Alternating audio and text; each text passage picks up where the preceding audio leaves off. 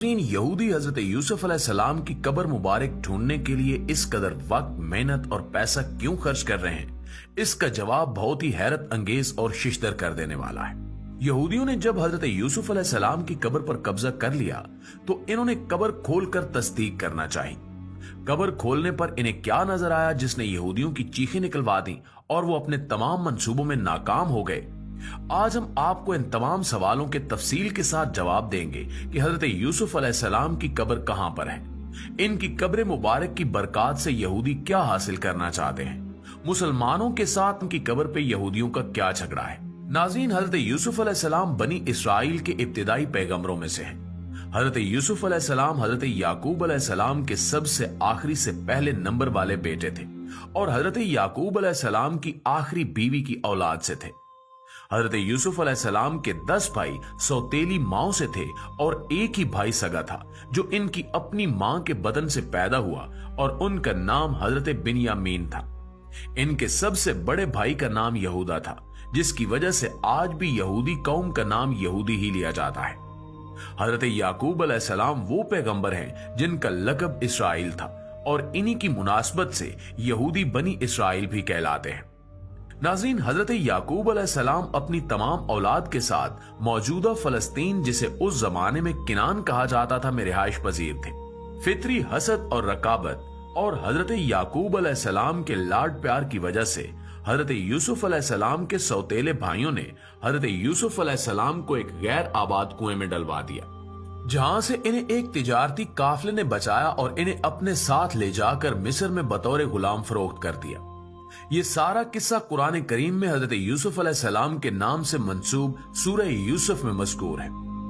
मिस्र में बतौर गुलाम फरोख्त होने के बाद मुख्तलिफ मराहिल, कैदो बंद और आजमाइशों से गुजरते हुए हजरत यूसुफ अलैहिस्सलाम बिल आखिर मिस्र के फाइनेंस मिनिस्टर यानी वजीर खजाना जैसी पोस्ट पे तैनात हो गए और इन्हें अल्लाह रब्बुल इज्जत ने नबूवत भी अता फरमा दी। इसके बाद हजरत यूसुफ अलैहिस्सलाम ने अपने बाप और भाइयों को भी अपने पास बुला लिया और अल्लाह रब्बुल इज्जत ने हजरत यूसुफ अलैहिस्सलाम की उम्मत में हजरत यूसुफ अलैहिस्सलाम की बेतहाशा मोहब्बत भी पैदा कर दी। हजरत यूसुफ अलैहिस्सलाम बेहद हसीन व जमील थे और इन्हें नबी करीम सल्लल्लाहु अलैहि वसल्लम के हुस्न के निस्फ के बराबर हुस्न अता किया गया था। हजरत यूसुफ अलैहिस्सलाम की जब वफात हुई तब वो मौजूदा मिस्र में रिहाइश पजीर थे और इन्हें वहीं पे दफन किया गया। हजरत यूसुफ अलैहिस्सलाम की तदफीन पे इनके अकीदतमंदों और उम्मतियों के दरमियान इख्तिलाफ पैदा हुआ, क्योंकि हर शख्स चाहता था कि इन्हें उनके इलाके में दफन किया जाए ताकि इनकी बरकत से मुस्तफीद हुआ जा सके। बिल आखिर एक शख्स की तजवीज पर हजरत यूसुफ अलैहिस्सलाम को दरिया नील के दरमियान में एक संगे मरमर के ताबूत में रखकर दफन कर दिया गया ताकि इनकी बरकत दरिया नील के पानी के सबब पूरे मिस्र में हर जगह पहुंच सके। मिस्र में दरिया नील के पानी को आज भी बुनियादी हैसियत हासिल है। वक्त गुजरता गया और जब बनी इसराइल के दरमियान यहूदियों के सबसे बड़े पैगंबर हजरत मूसा अलैहिस्सलाम माबूस किए गए और इन्होंने बनी इसराइल को लेकर मिस्री फिरौन की हुकूमत से फरार होना चाहा और समंदर के किनारे पहुंचे, तो उस वक्त बनी इसराइल के लोगों ने कहा कि हजरत यूसुफ अलैहिस्सलाम ने इनसे एक वादा लिया था कि जब कभी बनी इसराइल मिस्र से फलस्तीन वापस जाएं यानी किनान जाएं तो इनके ताबूत को साथ लेकर जाएं। उस वक्त बनी इसराइल में से कोई शख्स भी नहीं जानता था कि वो ताबूत कहां दफन है, क्योंकि इस दौरान कई जमाने गुजर चुके थे और लोग हजरत यूसुफ अलैहिस्सलाम की कब्र के निशान को भूल चुके थे।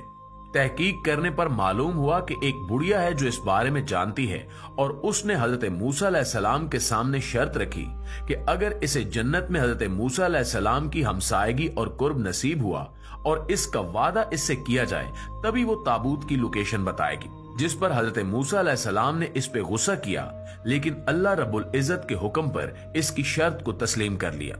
यूं उस बुढ़िया की मदद से हजरत यूसुफ अलैहिस्सलाम का वो ताबूत हासिल किया गया जो संगे मरमर का एक बड़ा ही खूबसूरत ताबूत था और उसे लेकर हजरत मूसा अलैहिस्सलाम फलस्तीन आए।